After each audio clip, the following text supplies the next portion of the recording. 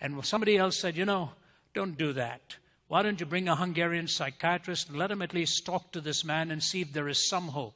And so the psychiatrist spent a protracted period of time with Andrés Tamas, came out and said, the man is not talking gibberish. This is an old Hungarian dialect.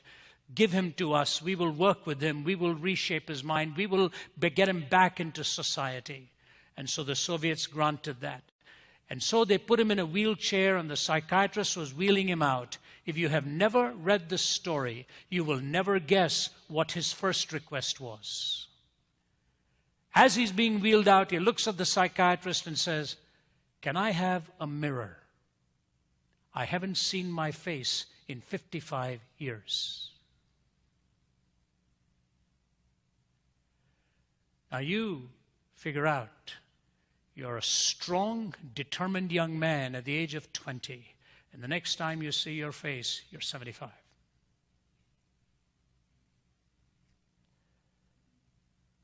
Politics, ideologies, does these things to people. And he could only last a glimpse for no more than a second or two. When he held up that mirror, he burst into uncontrollable sobs and put the mirror face down. He couldn't, for the life of him, believe that this was the same man they'd picked up when he was 20. We get up every morning, put on our innocent forms of disfigurement, look at the mirror, we like what we see, and then we go out. Let me ask you this. Is there a mirror for the soul? Is there a reflection God intends for you and me so that we know what we are intended to look like? It was George MacDonald from whom C.S. Lewis borrowed this statement, "You do not have a soul. You are a soul. You have a body." You do not have a soul. You are a soul. You have a body. Is there a mirror for the soul? Here's the first lesson. I took you through that wilderness for all these years so that you could see in the humility of your own heart what you really are like. Humility. God alone knows how to humble us without humiliating us and to exalt us without flattering us.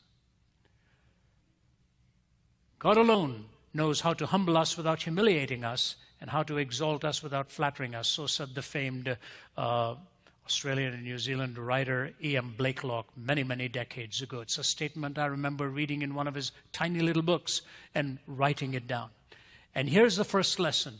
God intends you and me to have a humble heart and a humble spirit. Do away with pride. Do away with arrogance. The difference between David and Saul was that David was a man of a humble heart. Saul was an arrogant man who always wanted to look good and powerful in front of the people. Humility. There are two ways to learn humility. Number one is this, to focus on the person of Jesus Christ. The Bible says in Philippians chapter 2, who being in the form of God thought it not robbery to be equal with God, talking about Jesus, but made himself of no reputation and humbled himself. Being found in fashion as a man, he became obedient unto death, even the death of the cross. Wherefore God also has exalted him and given to him a name that is above every name, that at the name of Jesus every knee shall bow and every tongue shall confess that Jesus Christ is Lord, to the glory of God the Father, who being in the form of God, thought it not robbery to be equal with God, but made himself of no reputation and took upon himself the form of a servant. If the very Son of God can go all the way down to the humiliation of the cross, showing us that he was a humble servant and walked with the ordinary, talked with the needy, found himself with the destitute and the poor and the widow and the fatherless, for whom he placed such value in life. So often he found himself with a common person, and the Bible says the common person heard him gladly. It was the power brokers that were really fighting him. Humility. You learn this emulating capacity by observing our very Lord and how he lived, how he walked, how he died. God also finally exalted him, gave him a name above every name. That's the best way. It's a tough way. I've seen people like that in my walk. I've seen the humble of heart, and every time I've been with people like that, I have walked away just overwhelmed by it all. Just this week, I think, if it was not here, we came here from Indianapolis, I think it would have been somewhere there. Somebody was talking to me about a man that I knew in Calcutta. His name was Mark Buntain. I have some special friends and colleagues from India here tonight as well. They all know who Mark Buntain was. He was known as Saint Mark of Calcutta. Thousands were fed by his congregation every day. One of the humblest human beings you could ever meet. When I was 19, preaching my first 2 or 3 sermons, he was sitting on the platform in his church and gave me the pulpit to preach. I was a nervous wreck standing in front of that people and preaching. It was the 2nd or 3rd time I'd ever stood in front of an audience. And I'll never forget, as I sat down and my whole body literally trembling, I was glad it was over with, this saint of a man reached out and grabbed my hand and he said, "That was anointed." Anyone who knows Mark Buntain, if you're in the audience, you'll know I have not exaggerated what I have just said to you. An extraordinary human being. And the hallmark of Mark Buntain, his humble heart, his humility. And I call upon you, whoever you are, no matter how successful, God wants you to humble yourself. And when you watch the person of Christ, that humility naturally comes. If you don't come to it that way, I'll tell you, he'll get you there one way or the other. And here's a terrifying statement from Thomas Aquinas. The first time I read this, I didn't like it. I'm not even sure I agreed with it. But the more I've read it, it is chillingly true. Listen to what he says. In order to overcome pride, God punishes certain people by allowing them to fall into sins of the flesh, which though they may actually be less grievous than pride, are outwardly more shameful. From this indeed the gravity of pride is made manifest, for just as a wise physician, in order to cure a worse disease, allows the patient to contract one that is less dangerous, so also the sin of pride is shown to be more grievous by the very fact that as a remedy, God allows men to fall into some other sins. Wow. Do you know what Aquinas is saying? If you don't deal with pride, he'll know how to bring you to that point of dealing with it. That which in culture may be atrocious, though in the eyes of God is actually less grievous than the sin of pride itself. He'll bring you to recognize the grievousness of pride by allowing you to fall into something lesser, where culturally you'll be seen for what your heart and my heart really is. You see this happen time and time again. I think that's why Billy Graham prays a prayer every morning. I heard him say this. Every morning I pray, Lord, please today let me not do that which has taken you, do that which will destroy, that which has taken decades to build. Let me not do today to destroy that which has taken decades to build. Humility of heart and the humbleness of heart. One of my great heroes as a young theological student was John Wesley. I don't know how many of you have read John Wesley's life. He was not a gigantic personality. He's fully stretched. He was 5'4". So not exactly a towering presence to walk up in front of an audience. Wesley traveled 250,000 miles by horseback preaching. He preached 40,000 sermons in his life. Compute that. When the famous Oswald J. Smith in Canada was celebrating his 80th year, Billy Graham came to Toronto to preach and talked about the fact that O.J. Smith had preached 12,000 sermons in his life. That's 12,000 in the day of television and radio. John Wesley, 40,000 in the day of horseback, the original version of the Sermon on the Mount. Mount his horse, go and speak. Mount his horse, go and speak. 40,000 sermons, 250,000 miles, worked with 15 different languages, wrote 600 pieces of literature, some of them massive journals. At the age of 83, he was angry with his doctor because his doctor didn't let him preach more than 14 times a week. At the age of 86, in his journal, he writes, laziness is slowly creeping in. There's an increasing tendency to stay in bed after 5:30 in the morning. Now, I've consoled myself by saying he probably went to sleep at 4 in the afternoon. I don't know what time he went to bed.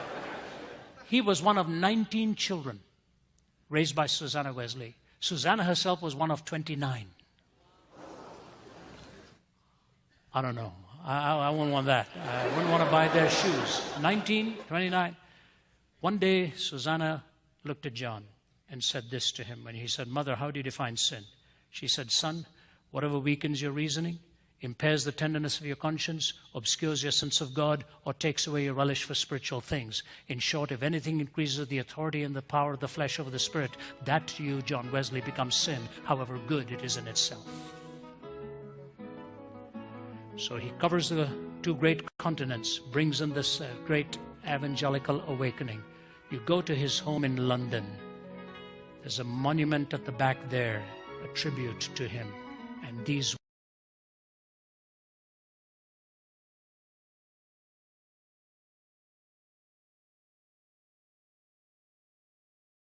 who took a lantern and went out with that shout, I'm looking for God, I'm looking for God. Nobody says it as well as he himself did. So let me read a few paragraphs for you. Have you not heard of that madman who lit a lantern in the bright morning hours, ran to the marketplace, and cried incessantly, I'm looking for God, I'm looking for God. As many of those who did not believe in God were standing together there, he excited considerable laughter. Have you lost him then, said one. Did he lose his way like a child, said another. Or is he hiding? Is he afraid of us? Has he gone on a voyage or emigrated? Thus they shouted and laughed him to scorn. But the madman sprang into their midst and pierced them with his glances. Where is God gone? He cried. I'll tell you. We have killed him, you and I. We're all his murderers. But how did we do this? How were we able to drink up the sea? Who gave us so big a sponge to wipe away the entire horizon? What did we do when we unchained this earth from its sun? Whither is it moving now? Whither are we moving now? Away from all suns, maybe? Are we not perpetually falling backwards, forwards, sidewards, in all directions? Is there any up or down left? Are we not straying through an infinite nothing? Do we not feel the breath of empty space? Has it not suddenly become colder? Is not more and more night coming on us all the time? Must not lanterns be now lit in the morning hours? Do we not hear anything yet of the noise of the grave diggers who are burying God? Do we not smell anything yet of God's decomposition? God's decomposed too, you know, and he's dead. He remains dead, and we have killed him. Now, how shall we, the murderer of all murderers, compose ourselves? Because that which was the holiest and mightiest of all that the world has ever possessed has bled to death under our knives. Who will wipe this blood from us? With what water can we purify ourselves? What festivals of atonement? What sacred games will we need to invent? Is not this the greatest of deeds, too great for us? Must not now we ourselves have to become God, simply to seem worthy of this? You know, there has never been a greater deed, and whoever is born after us because of this deed shall be part of a higher history than all history hitherto. Here the madman fell silent, and again regarded his listeners. They too were silent, and they stared at him in astonishment. At last he threw his lantern to the ground, and it broke and went out. I come too early, maybe. My time has not yet come. It has been related further that on the same day this madman entered diverse churches, and there sang a requiem, Aeternam Deo. Led out and quieted, he is said to have retorted each time, what are these churches now, if they are not the tombs and sepulchres of a dead God? God is dead, we have killed him. Nietzsche, every line that he spoke had a backdrop and had a foreground into which he was looking. One of those comments that may just slip by you and me is this: maybe my time has not yet come, he said. And he went on to say how everything that dawns in an ideational form takes a little while before it takes root, and then you begin to see its flower and its blossom. And he said it will happen sooner or later. It happened in Europe much more quickly. In fact, it might interest you to know that Adolf Hitler was a devout student of Nietzsche, and he personally presented Nietzsche's writings both to Stalin and Mussolini. Joseph Stalin was once upon a time a seminary student preparing to go into the ministry. And there came a time in his own student days where he decided he was no longer going to withstand the implications of believing in God, and renounced his faith. In fact, he then is credited with having killed over 15 million of his own people. The last gesture that Joseph Stalin did, which I shared with some of the generals of the Lenin Military Academy, and they were silent as I shared it with them. It is this. Malcolm Muggeridge says that Svetlana Stalin, Stalin's daughter, personally told him over a talk over the BBC that the last thing my father did as he was hallucinating is sit up in bed one last time and clench his fist toward the heavens once more, threw his head back on the pillow, and he was gone. There was a stridency to his anti-theistic state of mind. And I remember after I finished a lecture at that Lenin Military Academy, as the generals lined up to shake hands with me, and I talked to them on the implications of a godless universe, the lead faculty member grabbed me by the hand, and he said this. He said, "Dr. Zacharias, I believe what you have said is probably right, but it's very difficult to change after 70 years of believing a lie." Now, you and I living in the United States, it was much longer for this idea to take hold. And somewhere in the 60s, that idea began to take root. And as we look back upon the last 4 decades, I want to take you through 3 moods that came upon particularly the North American subcontinent here. And as those moods took hold, the ideas of a godless culture began to take stronger and stronger hold on you and on I. You see, whether we like it or not, please hear me carefully, religion is the essence of culture, and culture is the dress of religion. What you and I believe about the ultimate purpose and meaning of life works itself out into culture. And if religion is at the heart and core of culture, and culture becomes the dress of religion, then what happened in the previous 4 decades is very important for us to understand. 3 ideas began to take root. 3 moods began to take hold. And as I present them, I want you to take a look at this definition of culture, and then look at these moods that ended up ultimately decimating the absolute. Daniel Yankelevich, a sociologist, says this: culture is an effort to provide a coherent set of answers to the existential situations that confront all human beings in the passage of their lives. It is an effort to provide a coherent set of answers to the existential questions that confront all human beings in the passage of their lives. Now, interestingly enough, if you were to go into India today and ask them what defines your culture, there will be a predominant answer of the Hindu pantheistic worldview. If you were to go into many parts of the Middle East, the predominant answer would be an Islamic worldview. If you go into Thailand, the answer would be it is the Buddhist worldview. If you were to come to the United States, I think you'll get as many different answers as the individual to whom you would talk, and possibly the undergirding idea would be we are principally a secular society. So I want to talk a little bit about this notion of secularization, because I think it is a double-edged sword.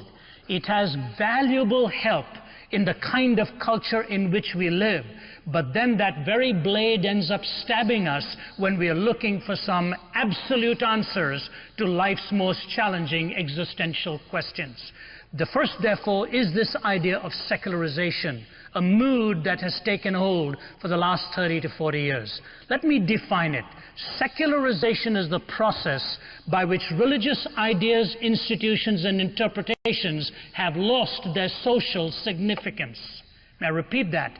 Secularization is a process by which religious ideas, institutions, and interpretations have lost their social significance. I can illustrate that for you in the following way. I recall when I was living in Toronto, Canada for about 10 years, Toronto, for nearly a century, has been described as Toronto the Good. It got that brand in the 1880s when the mayor decided to make it a city with high moral impetus. But as the years were going by and struggles came and moral issues confronted culture, there was a significant moral question before the electorate in the 1980s. And the man who was running, who was the incumbent at that time, was challenged to deal with this issue in a way that would not take the Canadian ethos down the wrong road. It had to do with certain matters of personal practice and so on. And he went on the air, and this is exactly what he said. I have received thousands of telephone calls on this subject, but I'm going to disregard all of them because a vast majority of those calls have come from religiously minded people, and we know that they do not deal with these issues objectively. Fascinating comment. That we know they do not deal with these issues objectively. So a person's view was dismissed on the basis of the fact that he or she were a religiously minded individual. When you examine the foundations of a comment like that, put it in your own thinking in the following way. Suppose a volatile issue were being discussed in our society of a moral nature, and you had on the panel a professor, a lawyer, a university president, you had a medical doctor, you had a politician, and you also had a minister discussing the same issue. Who do you think would be assumed to have the least amount of academic authority on the subject? Those watching would immediately certainly assume that the university president and the professor had an idea, the lawyer would know the implications of society. Deep inside, most skeptics would say the religious person is the only one that comes here with prejudice. The rest of them are going to deal with this very, very rationally. But as you examine this struggle, my dear friend, and you look upon this country now and what's happened in the last 30 to 40 years, my suggestion to you is this: while we are cognizant of a very serious war raging thousands of miles away, a war that threatens your and my lifestyle and the values we cherish, there is a more insidious war going on right in the home front. And the insidious war is this: to what source are we going to look for objective moral authority and value? What is going to define us as a people? Now that I have spent half of my life in the West, having spent the first half of my life in the East, I see troubling signs in North America, wondering whether we can withstand what is going on inside of us. When I was at a hearing in Washington, D.C. some time ago, the issue was on terrorism. Sitting next to me was the writer Peggy Noonan, and many congressional people were around that table. And Peggy Noonan stood up and said, "Is there anything that terrorists fear about America?" There was pin-drop silence across that table, and I stood up and said, "Can I take a stab at an answer?" I would want to suggest to you that what the terrorists fear most probably is a morally strong America. That is probably what they fear the most, because they know the cohesiveness of a moral conviction cannot be dislodged very easily. And if you examine what secularization has done, the problem with secularization is as it sweeps over a culture and takes root of that culture, you begin to lose definitions in the process. How do we define right from wrong? How we define moral from something that is immoral? I recall when I first moved to Atlanta, Georgia, a leading pornographic entrepreneur was being tried for all of the stuff that he was peddling, and they were trying to select a jury. It took them many, many days to select the jury, because one of the first questions the defense lawyer was asking them is, are you a member of a local church? And in the South, it was very difficult to find somebody who answered in the negative. They all were members of the local church, and therefore they were being put aside. And the lawyer's point was this. He said, for me to bring religiously minded people here is they will already have a predisposition towards pornography, and I'm looking for people who are neutral towards it. Basically, some kind of moral zombie who had no idea on what to believe in this matter, or possibly never even heard the word. This masquerades as sophisticated thinking and judicial astuteness. When you're looking for someone who has absolutely no opinion on something that can so overtake the imagination and cause havoc in young minds. And this is the way he went about his questioning. When a witness came to testify against his client, he looked the witness and eyeballed the witness and he said, I have some questions for you. Have you ever been into an art gallery? Yes. Have you ever paid to go into an art gallery? Yes. Have you ever paid to go into an art gallery where there are paintings by the great masters of art? Yes. Have you ever paid to go into an art gallery where there are paintings by the great masters of disrobed and unclothed people also on display there? Yeah, I suppose so. Will you please tell this jury why you call that art and why you call my client's products pornography? How do you answer in yes and no, things like that? And I began to think, if that man sat across the table from me and I had to reason with him, what would I say? How would I find a point of reference on which he and I would agree to a logical deduction from that? And I thought of the biography of Michelangelo. When he started painting disrobed, unclad people, his teacher one day called him and said, what are you doing this for?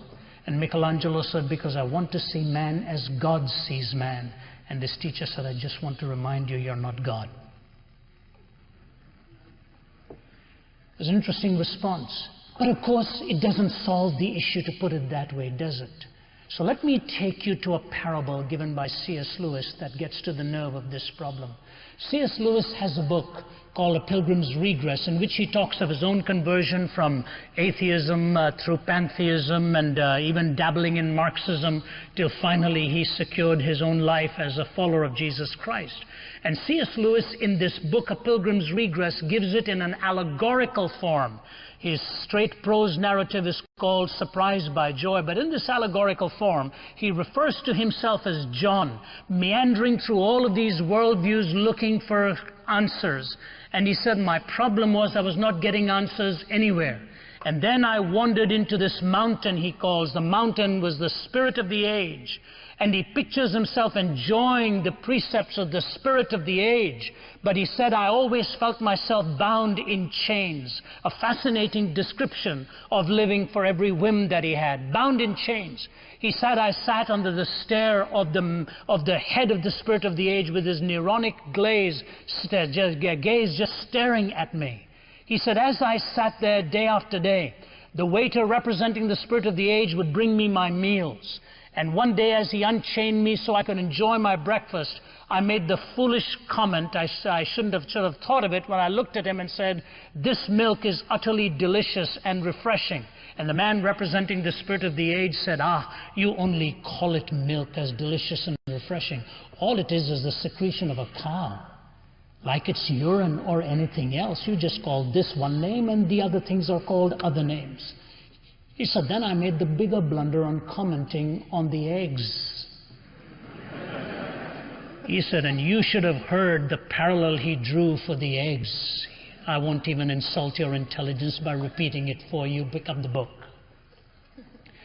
And he said, as I looked at that and heard that in revulsion, I wanted to respond, but I didn't know how. We were calling it one thing, they were calling it another thing. He said, then all of a sudden reason came riding on a horse and rescued me. And as reason came riding on a horse and rescued me, he looked at the head of the spirit of the age and he said to him, you lie. You lie. You don't know the difference between what nature has meant for nourishment and what nature has meant for refuse or garbage. That's the point I want to make for you. You see, when an artist takes a canvas and paying ink or whatever and somehow convinces himself or herself that there's some artistic genius here, there may be some justification. If the artist has any sense of perversion in the mind, the canvas cannot look at the artist and say, do not do this to me. But a person sitting in front of the lens of the camera, whose disrobing is purely for the titillation of the fanciful imagination of somebody who's never going to be satisfied by it, but might end up taking him or her down the road of ultimately imaginative destruction, the person sitting in front of the lens of that camera ought to scream out and say, "Don't do this to me." But she will not say that, or he will not say that, because when secularization has done its work, it would lead to a generation that has lost its sense of shame. Think about that. I met a young Iraqi officer who sat across the table from my wife and I, and he said this to us: "I was in the Iraqi army, trained to do two things: to make false passports, and number two, to kill without any emotion and any feelings." Think of being a human being who can do that without any feelings. This was a young man who was growing up under a demagogue whose pure training compiled false documents and murder without any sense of emotion, without any sense of feeling. Ladies and gentlemen, to you and me it may seem like a small thing when we look at a generation without shame, but you show me a human being without a sense of shame, and I will show you a human being who will stop at nothing.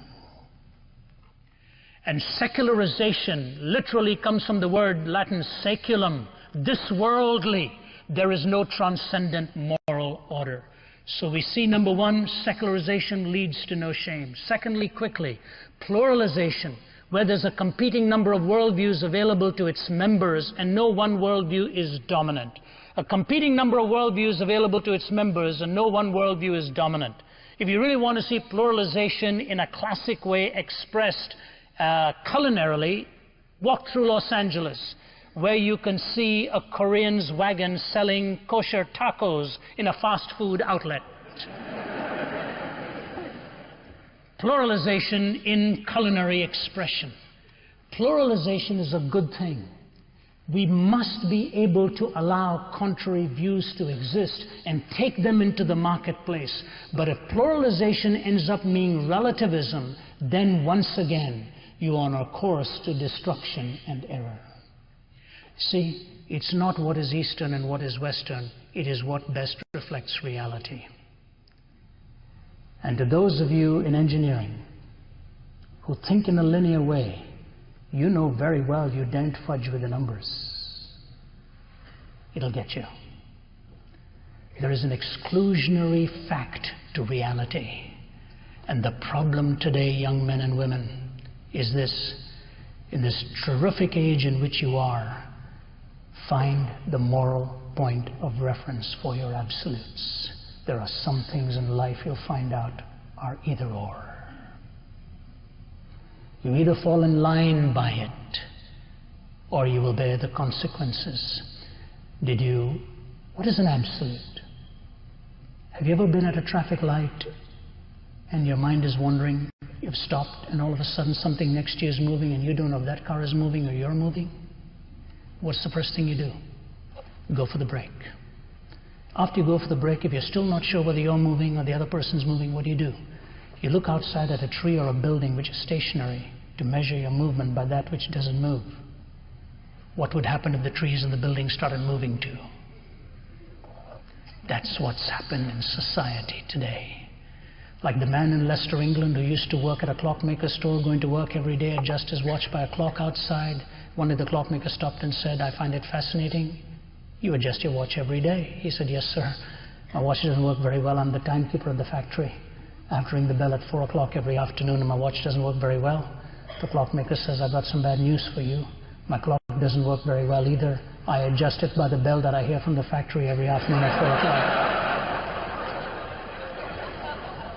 How do you find an absolute in a relativistic age? I'll make this one comment. I've gone beyond my time, but that's not uncommon for an Easterner. It is this: relativism cannot be true. Cannot. Because when a person makes the statement that all truth is relative, he or she either includes that statement or excludes it. If that statement is included, that all truth is relative, that means that statement is also only relative and not always true. If it excludes the statement, then it is positing an absolute while denying that absolutes actually exist. Relativism simply cannot be true. So when the postmodernist says words do not have any meaning, you have a right to ask him what he meant by that statement. I say to you, secularization leads to no shame, pluralization kills reason, and finally privatization, where we are forced to take our belief into the private world. And there's a bifurcation, a breakdown between who I am in public and who I am in private. And in that bifurcation, there is a loss of meaning. I was fascinated by one politician's statement recently that he did not allow his faith to interfere with his politics. Shocking. Then does the politics interfere with the faith? Or are they two never-meeting parallel tracks? Is it a faith that is true or fictional? We try to separate this, and the single greatest sign of our times is a loss of meaning. Wasn't it Jack Higgins, the writer, who said the one thing he now knows that he wished he'd known as a younger man, that when you get to the top, there's nothing there. Ours is a troubled world, very troubled. I crisscross this globe so much my heart aches. I've laid in my bed at night and wept with what I've seen going on out there. God has given you a unique privilege of being in this land, which was founded on a Judeo-Christian worldview. Islam and pantheism would never have framed a nation like the United States of America. Know what you believe, why you believe it, and know that ultimately transcendent worth is the ultimate worth to every man, woman, and child. No, it is not just this world. It is God we look to.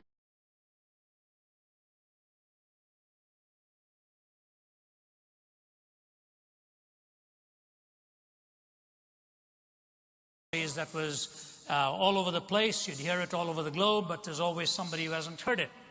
And it's the story of Sherlock Holmes with Watson camping out one night. And after a lot of liquid refreshment, the darkness of the night in their tent, Holmes looks up and he looks into the night sky and he looks at Watson and he says, "Watson, what do you see?" And he says, "I see stars and stars and more stars." He said, "What does that tell you?" He said, "Well, astronomically, it tells me that there are millions of galaxies and potentially billions of planets. Astrologically, it tells me that Saturn is in Leo. Orologically, it tells me that it's about 2:45 in the morning. Meteorologically, it tells me that tomorrow will probably be a great day. And theologically, it tells me that God is an all-sovereign and a great God, and we're just a minute part of the great whole." "Why, Holmes, what does it tell you?" He said, "Watson, you idiot, somebody has stolen our tent."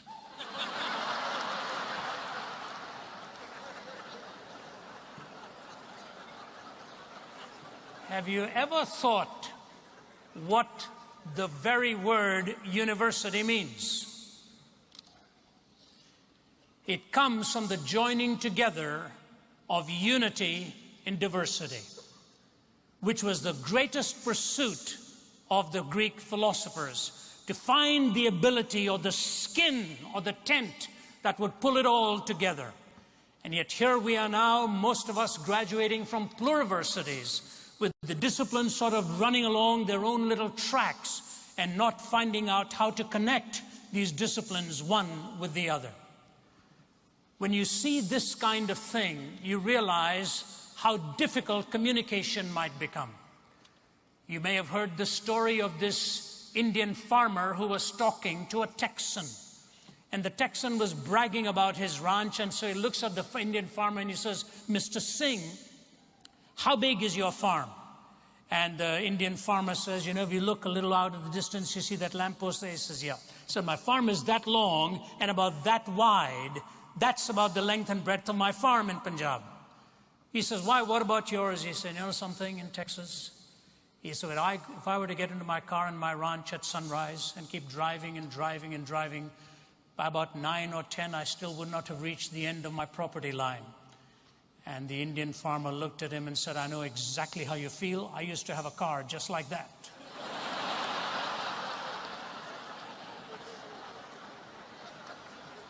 You take all of the disciplines running along the different tracks, try to bring common ground in communication, and it's all right if you're just talking about the dimensions of your farm.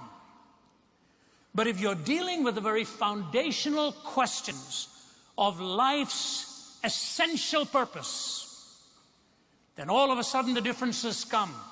Some things are sacralized, some things are desacralized, and these conflicts arise in cultures that are willfully pluralistic. I was in Jerusalem, Israel, not long ago, and 4 young Palestinian men, friends of mine, invited me out for an afternoon to have some tea in one of the restaurants. I arrived there, and one of them looked at me and he said, Ravi, can I tell you a little story? He said, a famous Bible speaker by the name of Brother Andrew was here some time ago. And I was sitting at a table with Brother Andrew and a leading mullah, leading sheikh. And they were very cordially talking to each other. And he said, it was a tense time here. He said the Israelis in some activity had killed about 4 Palestinians. And at the instruction of this particular sheikh, 8 Israelis were ordered killed, and that was carried out. So he said, I'm sitting here at a very tense time with an even more tense conversation. For one of them was involved in this act. And he said, I watched as Brother Andrew and he spoke. And Brother Andrew leaned forward and said to him, Sheikh, can I ask you a question? Who made you the judge of this world, or the executioner to this world? Who made you the executioner to this world? The Sheikh looked rather surprised and he said, I am not the executioner. I am merely an instrument of God's justice. At which point Brother Andrew paused and then looked at him and said, what then is the place for forgiveness? And the Sheikh didn't bat an eyelid. He looked at him and said, that's only for those who deserve it. That's only for those who deserve it. And this young Palestinian lad looked at me and he said, in that 2-minute conversation, I realized how difficult it was to find a bridge between worldviews. In that 2-minute conversation, I found out how difficult it is. And ladies and gentlemen, even though we may say it lightheartedly and so on, I know there are issues today where one wrong word could completely destroy your future. One misspoken analogy can be taken the wrong way. And so I'm walking through a minefield here, trying to make sure that what I communicate to you, and I'm more of an extemporaneous speaker, and I don't really go to a manuscript to talk, so I hope you'll give me the benefit of the doubt if some word seems errantly spoken to you, and if that happens, I'll be happy to clarify it during the question and answer time. But in our cultural struggles globally, we are dealing with issues of huge dimensions. And the fact that a university setting like this can be a venue to afford a discussion of this nature is a tribute to all of you. And so I want to thank you as a campus, thank you for the organizers, and thank you for those who put in all of the hard work so that even if we disagree, we don't need to be disagreeable. My mother used to say when I was a young lad, once you've cut off a person's nose, there's no point giving them a rose to smell. And so I don't want to cut off any roses and then offer you cut off any noses and then give you a rose to smell. We hope we'll get the terminology right there. In the 1980s, sociologists like Daniel Yankelevich were writing about the cultural shift in dramatic ways. And in one of the leading publications, he was quoting Daniel Bell, the social thinker, and here's the way he defined culture. Culture is the effort to provide a coherent set of answers to the existential questions that confront all human beings in the passages of their lives. Okay?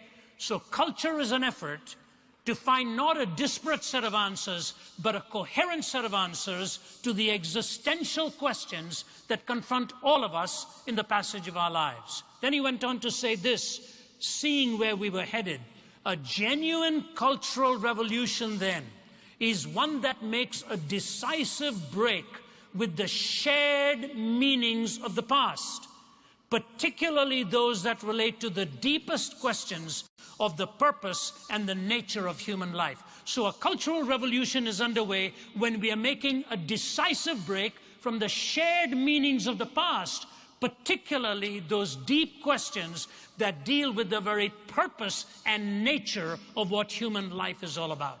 So if it's an effort to find a coherent set of answers, and a cultural revolution takes place when we're taking a decisive break from the shared meanings of the past,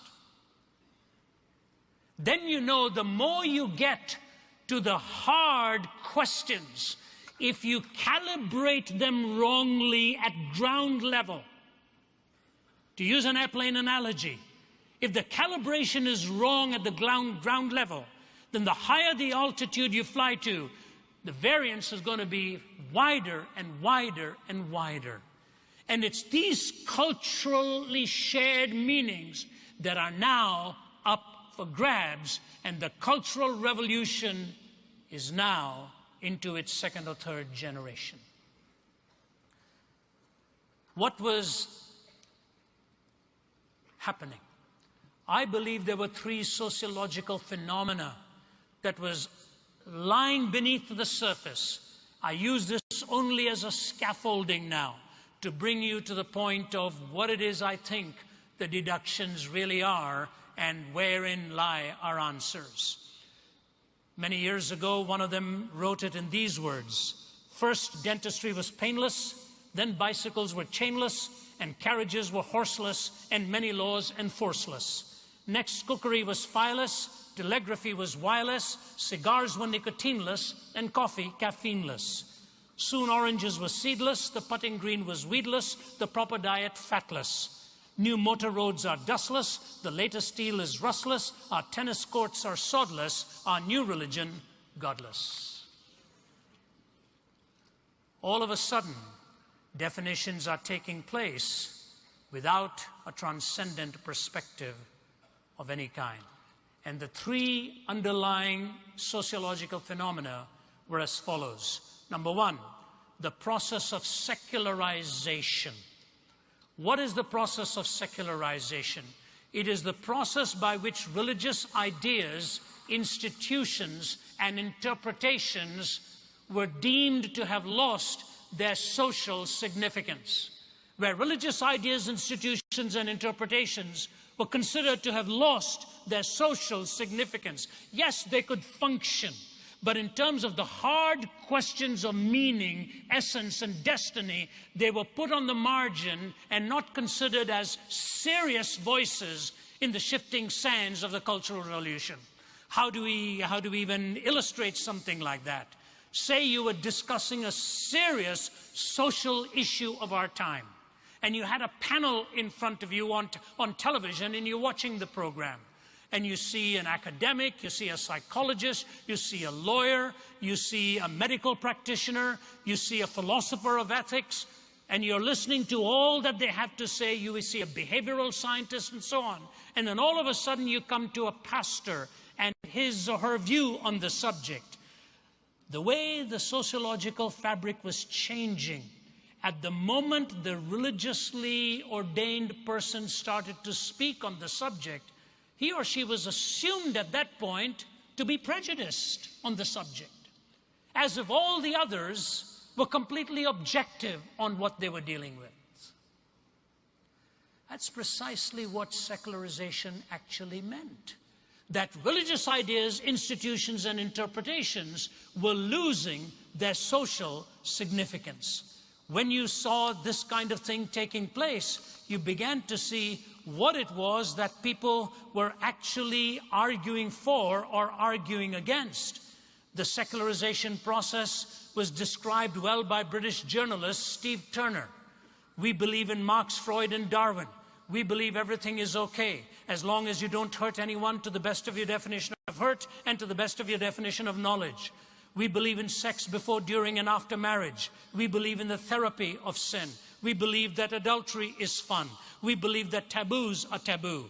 We believe that everything was getting better despite evidence to the contrary. The evidence had to be investigated, and you could prove anything with evidence.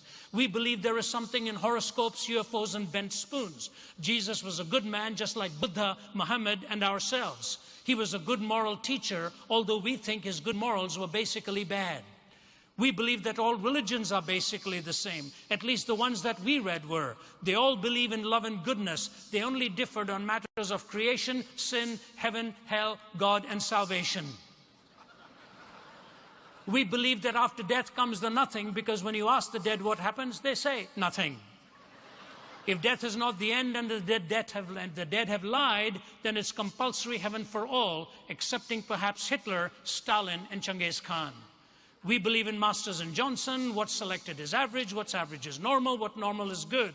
We believe in total disarmament. We believe there are direct links between warfare and bloodshed. Americans should beat their guns into tractors, and the Russians would be sure to follow. We believe that man is essentially good. It's only his behavior that lets him down.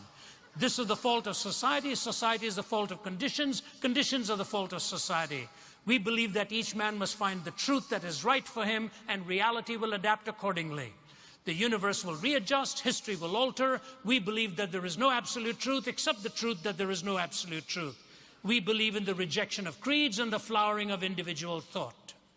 And then he put this stinging postscript. If chance be the father of all flesh, disaster is his rainbow in the sky. And when you hear a state of emergency, sniper kills 10, youths go looting, bomb blasts school, it's but the sound of man worshiping his maker. If chance be the father of all flesh, disaster is his rainbow in the sky. And when you hear state of emergency, sniper kills 10, troops on rampage, youths go looting, bomb blast school, it's but the sound of man worshiping his maker. Now, I want to funnel this thought down to show to you what exactly the uppercase secularization process actually ends up doing. Now again, you'll have a chance to respond to it or have it clarified or even counter it in the question that you raise. But here's what happens. When secularization has moved into the marketplace of ideas, where anything from a transcendent basis is evicted by virtue of the fact that it invokes some transcendent perspective, what ultimately happens? What ultimately happens? Where do we turn to for our definitions that are not ultimately self-referencing? This was proven many years ago when a leading pornographic purveyor, whose pornography was considered to be so vile that the man arguing against it said, look, it actually makes Playboy magazine and all look pretty tame, and we wouldn't even be here discussing that genre. We're talking about something heavily perverted here in the abuse and use of children and women and so on in ways that are totally dehumanizing and degrading. But the man who was arguing for the defense of this man's right to produce it had a very clever way in a secularized consciousness to shape his questions. And here's what he said to a witness who was witnessing against it. And he said to him, have you ever gone into an art gallery? And the man says, yes. Have you ever gone into an art gallery where there are paintings by the great masters? Yes. Have you ever gone in there where you see paintings of the great masters of unclothed people? Yes. Have you paid to go into such an art gallery? Yeah. Will you please explain to this jury why you called that art and why you call my client's stuff pornography? And he had many of them on the ropes, and in that kind of a setting, of course, you're not going to discuss the philosophy of art versus the philosophy of porn and so on. But as I would read the transcript of those and try to come to terms with it in my own mind, I thought to myself, you know what? This is not a new question for art vis-a-vis pornography.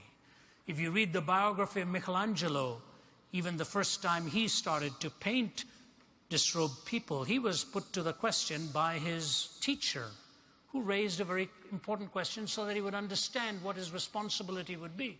He said, Michael, why are you doing this? Michelangelo said, because I want to see man as God sees man. And the teacher looked at him and said, but you're not God. And then the unfolding dialogue is fascinating to try and understand the difference of parameters and boundaries and, more importantly, purpose. But it reminded me of C.S. Lewis's book, in A Pilgrim's Regress, in which this is an extraordinary conversation. It's a fascinating book, and the reason Lewis portrayed it as a pilgrim's regress rather than his own progressive journey to Christ in his book called Surprised by Joy, he took this in an allegorical form in A Pilgrim's Regress. And the reason he calls it a regress is because on his journey through atheism and pantheism and all of the philosophies that his brilliant mind was wrestling with, and he was faced with why he was turning away from them, he couldn't quite put his finger to the nerve or what it was he was rejecting and why he was rejecting it, but he knew there was something systemically flawed in the worldviews that he was rejecting, until he came to know Jesus Christ. In his testimony, he said, surprised by joy. And this brilliant Oxford scholar tells the story. Then he took a regressive journey, for he had more explanatory power to why he had rejected some and why he had trusted this particular one. And now in this allegorical journey, he is in the mountain called the Spirit of the Age, where everything goes. But fascinatingly, allegorically, Lewis, who refers to himself as John, pictures himself as handcuffed by the Spirit of the Age. Not free, but bound. A brilliant metaphor of how absolute freedom can actually become a form of bondage in itself. And while he's bound in chains, he's looking at the neuronic stare of he who heads up the Spirit of the Age. And while he's talking to him, the waiter comes and serves him his breakfast, unbinds him. And young John takes a drink of milk and says, this is very refreshing. And the man representing the Spirit of the Age says, it is it? What do you call it? He said, milk. He said, it's only the secretion of a cow, isn't it? He said, a cow secretes urine, produces milk. What's the difference? Just the secretion of a cow. Young John says he didn't know how to respond to this. And then he made a big mistake on commenting on the tastiness of the eggs. And the waiter says, you know what an egg is, don't you? And he proceeds to give it the most debased description. And young John doesn't know how to respond to it. But he says, all of a sudden, after that man has gone, reason comes riding on a horse and rescues me and says to me, looks at the weight of the Spirit of the Age, and he says, you lie, because you don't know the difference between what nature is meant for nourishment and what nature is meant for garbage. You don't know the difference between what nature is meant for nourishment and what nature is meant for refuse. Ladies and gentlemen, I would like to think that an average person standing in front of the lens of a camera, whose unclad body is being used by marketers of sensations to trap young minds and lock into their memory banks ideas that will haunt them the rest of their lives, and put at risk not only their hungers, but possibly the very sacredness of their vows and their marriages and so on. I would like to think that somebody who's being paid to do this would stop at a point and say, please don't do this to me. Don't do this to me. But you know what happens when secularization has its full run at things like this? It will ultimately cease to have the ability to define distinctives and could ultimately produce a generation without a sense of shame.